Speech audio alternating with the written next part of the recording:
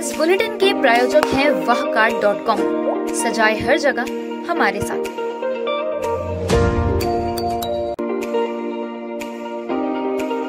Indo technical institute, रोजगारोन्मुख व्यावसायिक प्रशिक्षण।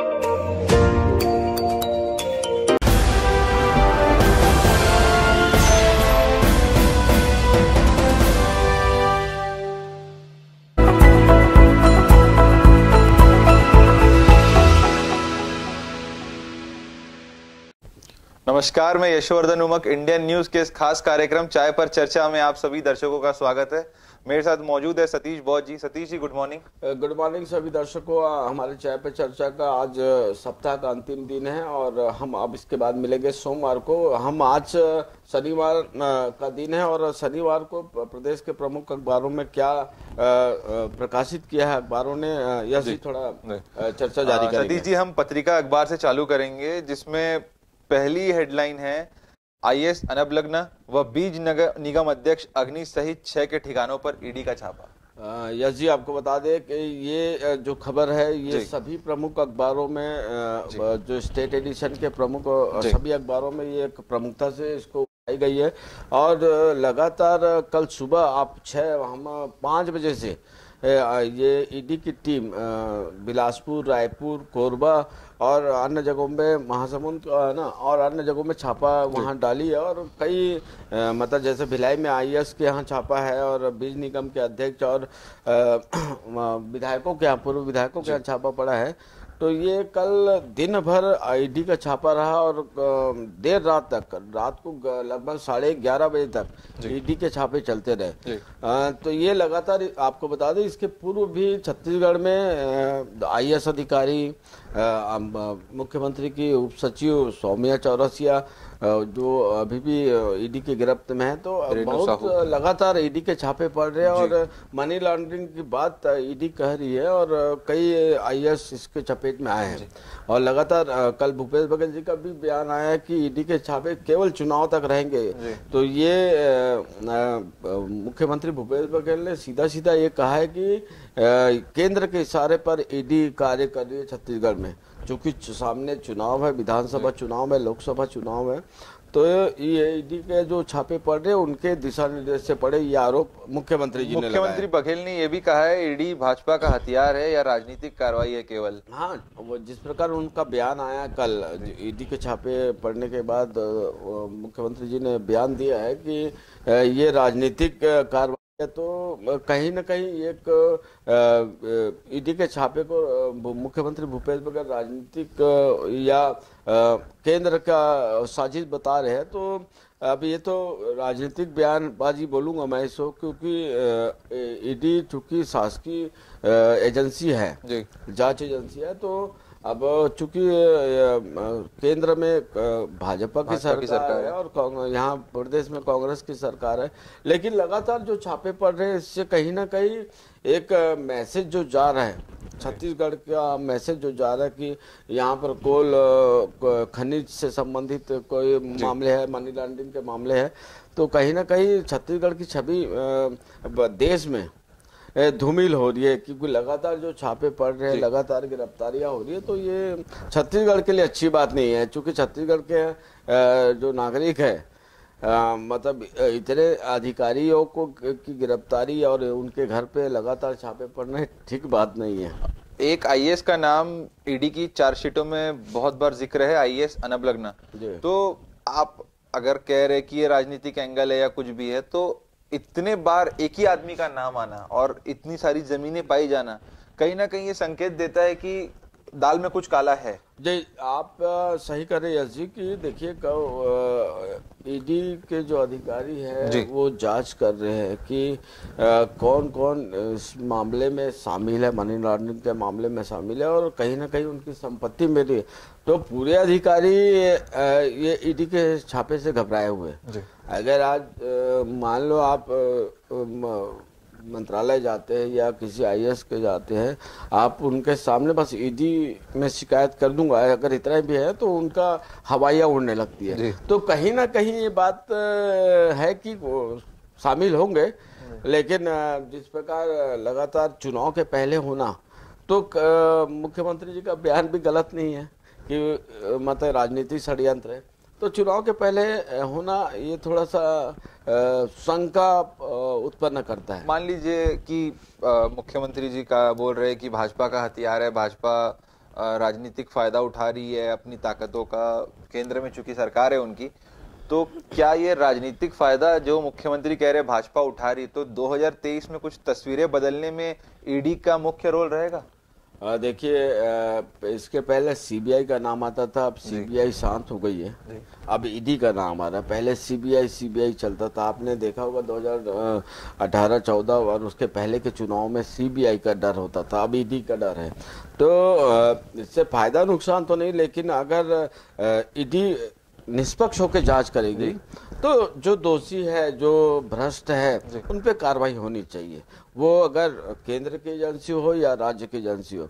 बहुत सारे मामले छत्तीसगढ़ में भी है जो अब तक जांच उनके अधूरे पड़े। नान घोटाला अभी तक खुला नहीं है। बहुत सारे मामले हैं कि जो अभी तक उसका सामने नहीं है।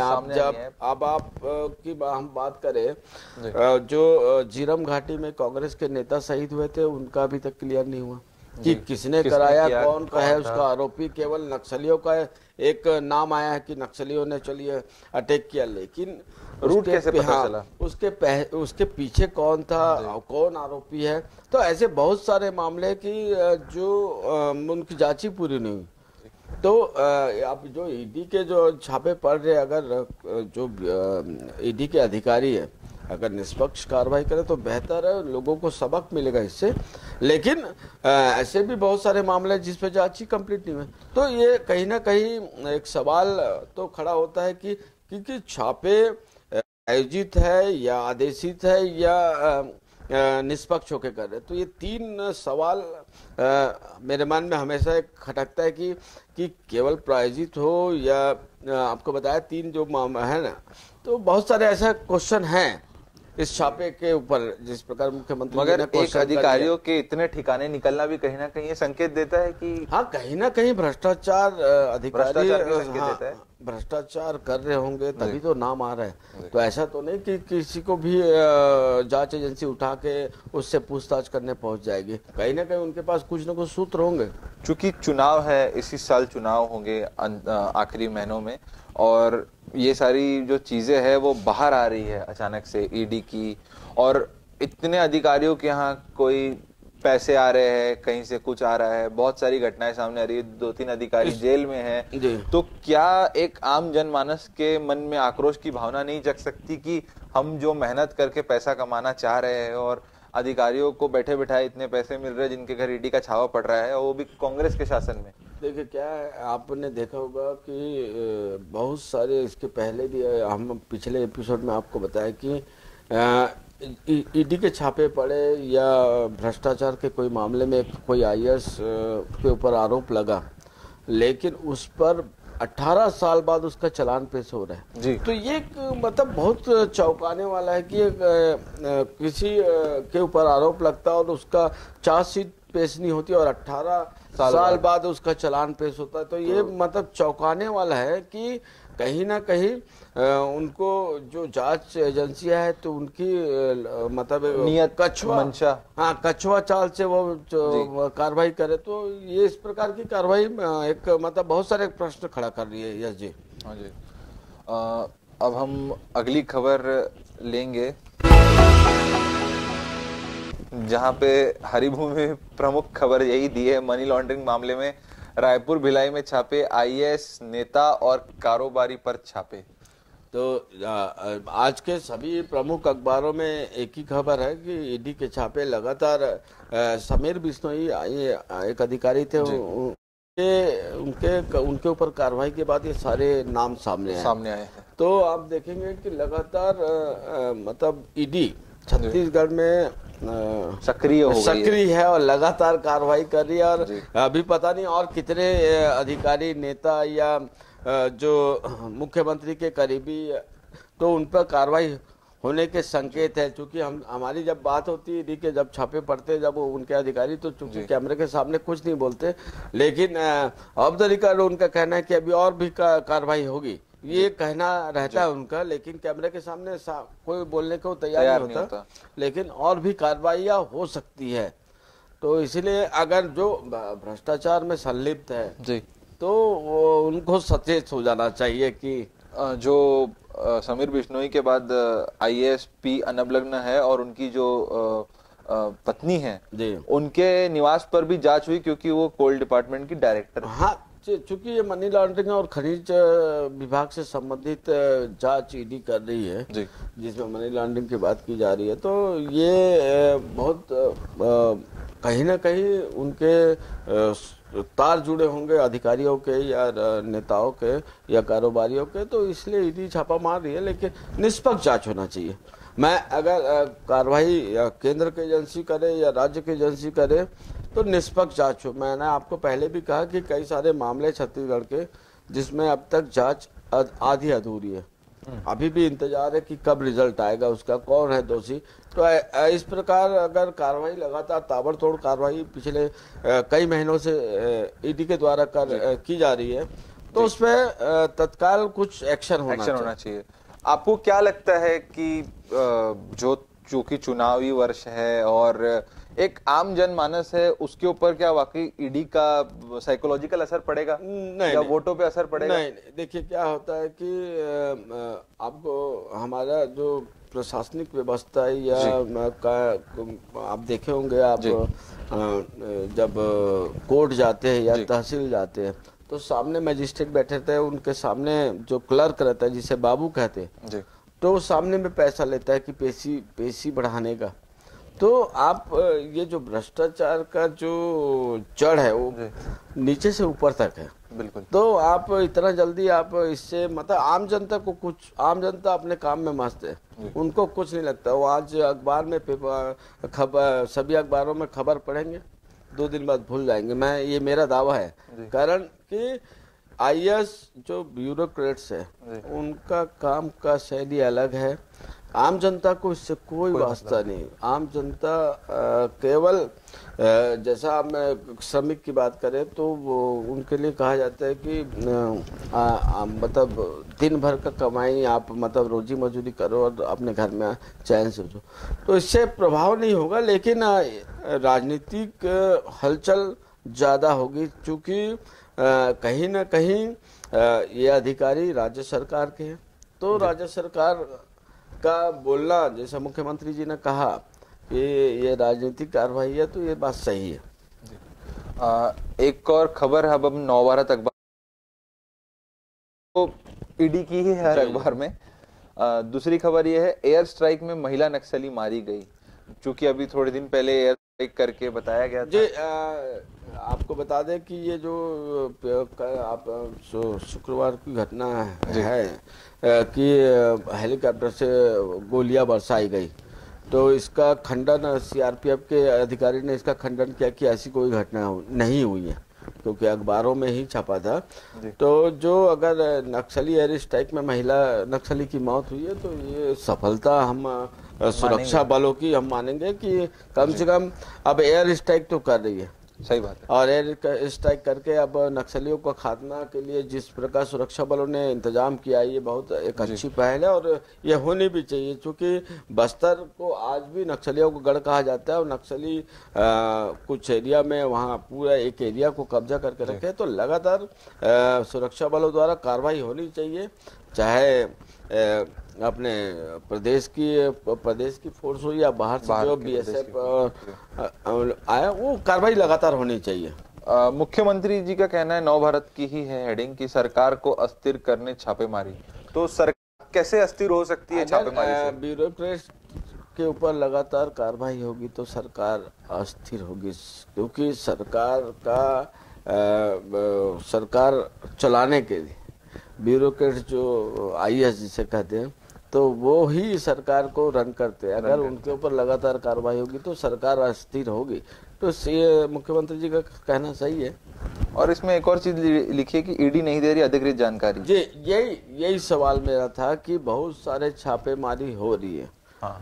तो अगर किसी अधिकारी के यहाँ से अगर दस्तावेज मिलते हैं या रुपए पैसे मिलते हैं या गहने मिलते हैं, तो उसको शाम को प्रेस कॉन्फ्रेंस करना चाहिए कि हम इस अधिकारी के यहाँ से इतना सोना या इतना रुपया या इतना दस्तावेज मिला है। इसके पीछे शायद एक और मंशा हो सकती है कि अगर प्रेस कॉन्फ्रेंस करके बताए ये मिला है वो मिला है, तो अगर उनके तार उस किसी और पर्टिकुलर व्यक्ति से जुड़े हो तो शायद वो सक्रिय हो जाए, इसलिए ना बताते हो। ये भी एक जांच में बात है, लेकिन कम से कम इस चीज का तो खुलासा होना चाहिए कि आपने छापा मारा, क्या किया, उसमें क्या मिला, ये तो कम से कम बताना चाहिए। प्रेस कॉन्फ्रेंस प्रेस के सामने आना चाहिए कि जांच में हम आज यहाँ एक अधिकारी को सामने आके प्रेस के सामने आके बताना चाहिए कि इनके यहाँ से ये मिला है, इनके यहाँ से वो मिला है, ये होना चाहिए। तो क्या ईडी के उसमें है कि बताना उनका नियमावली की जानकारी मुझे नहीं है कि बातों को उजागर करना है, लेकिन कहीं ना कहीं अगर जिस प्रकार जो कार्रवाई ईडी कर रही है उसमें किसी को गिरफ्तार कर ले रही है, तो आप चार्जशीट कब पेश करेंगे वो तो बात की बात है, लेकिन खुलासा करना चाहिए। सतीश जी, अब वक्त हो चला एक ब्रेक का, बने रहिए सब इंडियन न्यूज के साथ।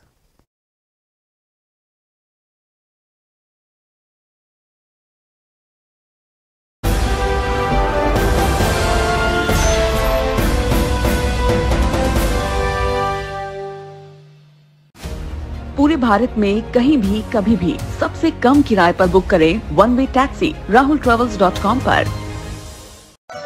Looking for a reliable online shopping site? Welcome to walkhart.com. We offer the best quality products at the lowest price with easy and fast delivery options. Search, discover, and choose from a wide selection of lifestyle essentials such as home decoration, garden decoration, hotel decoration, fountains, donation boxes, school products, kids corner, sports, tent decoration, wide range of cricket bowling machines, and many more. We combine innovation and tradition to give you the best in the market. Interior designers may contact to be our privileged customer on 74005. 74005.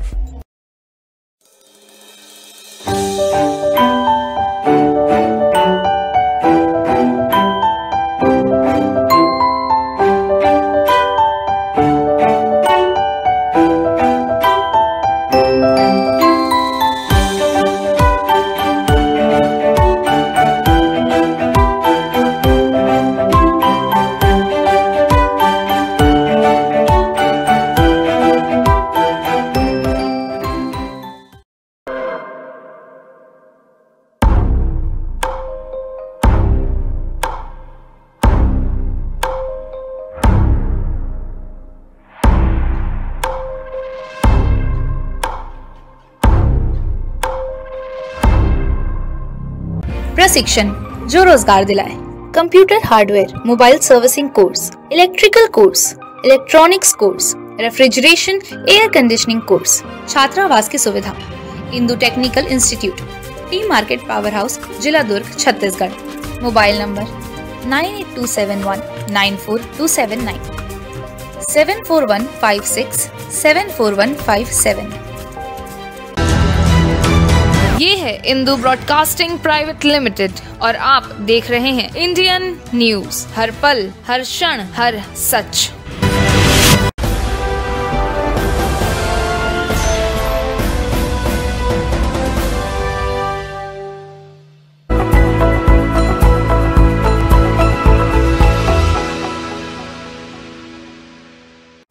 Break के बाद आप सभी दर्शकों का स्वागत है। चाय पे चर्चा आरंभ है। हमारे साथ यश जी मौजूद है। यश जी, अब चर्चा जारी हम करते हैं और आपको बताया कि जो कोरोना काल के बाद लगातार बच्चों के शिक्षा में प्रभाव पड़ा है, चूंकि ऑनलाइन क्लासेस चली है, ऑनलाइन एग्जाम हुई हैं, लेकिन एक चौंकाने वाली खबर दैनिक भास्कर ने प्रकाशित की है कि कोरोना के बाद पहली बार ऑफलाइन परीक्षा में 9वीं के 70% छात्र फेल हुए और 11वीं 12वीं के नतीजे भी खराब हुए। तो एक चौंकाने वाला आंकड़ा है, सभी प्रदेश के सभी पेरेंट्स के लिए ये बहुत बड़ा चिंता का विषय है कि लगातार जो ऑनलाइन 2 साल 2.5 साल लगातार जो बच्चे ऑनलाइन पढ़ाई किया, परीक्षा दिए और पास हुए, तो ये अब जब ऑफलाइन हो रहा है तो ये बहुत गंभीर विषय है। तो इस पे क्या कहना चाहेंगे? देखिए, सबसे पहले तो ये जो आपने कहा कि चौंकाने वाला थोड़ा विषय है,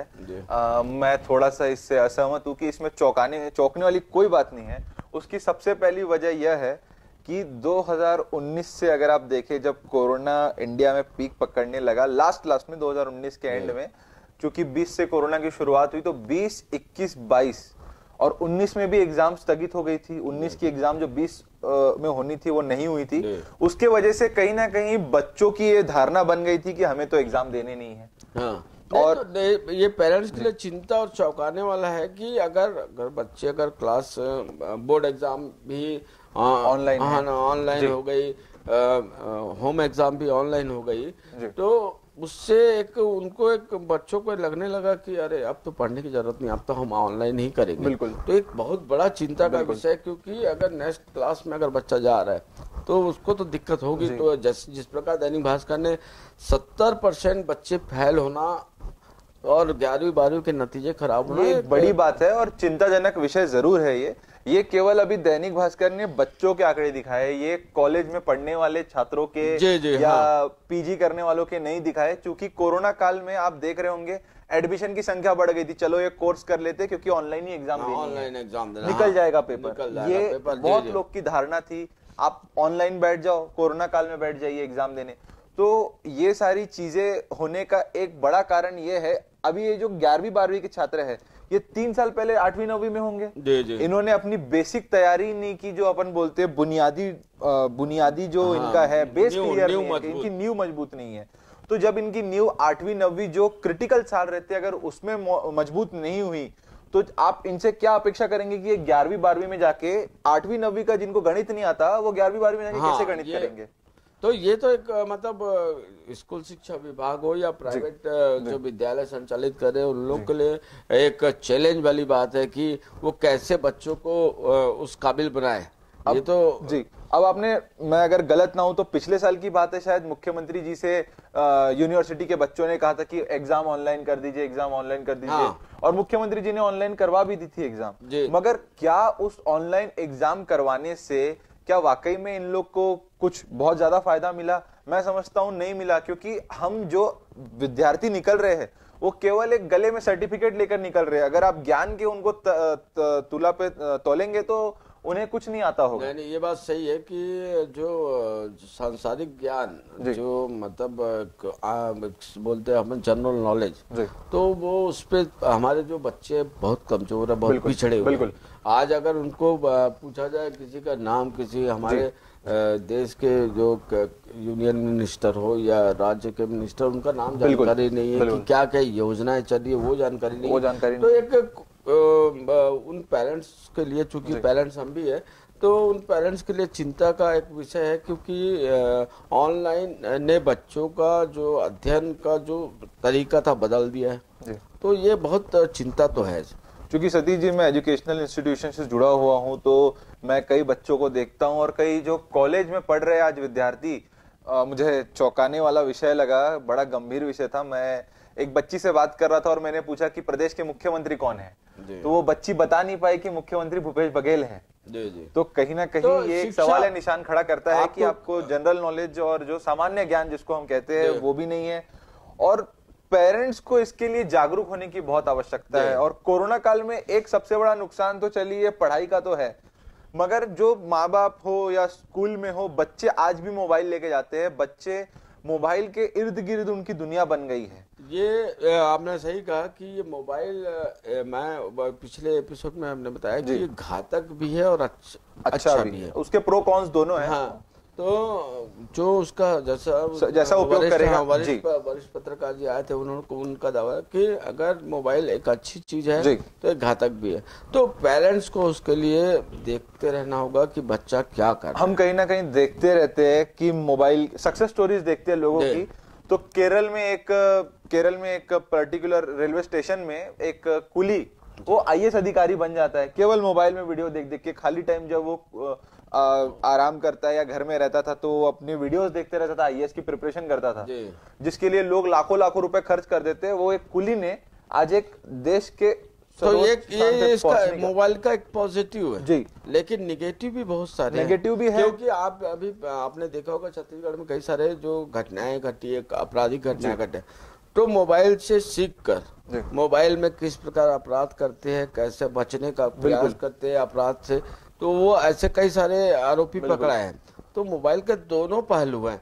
आपको ये बताया कि इसके लिए राज्य का शिक्षा विभाग को क्या पहल करनी होनी चाहिए आपके हिसाब से? देखिए, जैसा कि मैं ये सोचता हूँ, राज्य सरकार, स्कूलें, माँ बाप ये सब तो करती रहेंगी, मगर एक बच्चे को खुद के अंदर भी सेल्फ डिसिप्लिन का भाव लाना बहुत जरूरी है। क्योंकि आपके ऊपर यदि कोई कानून हम थोप भी दे, मगर उसका पालन, उसके प्रति सजग, और पढ़ाई एक ऐसी चीज है, आप अगर बच्चा किताब खोल के बैठा भी है मगर वो देख ही रहा है तो ग्रहण नहीं कर सकता। पढ़ाई ग्रहण करने की चीज है। जी। तो कहीं ना कहीं इसके ऊपर हमें ये देखना चाहिए कि उसके बेसिक्स कैसे क्लियर करें। मैं ये सोचता हूं कि पहले शिक्षा विभाग को इसके ऊपर काम करना चाहिए।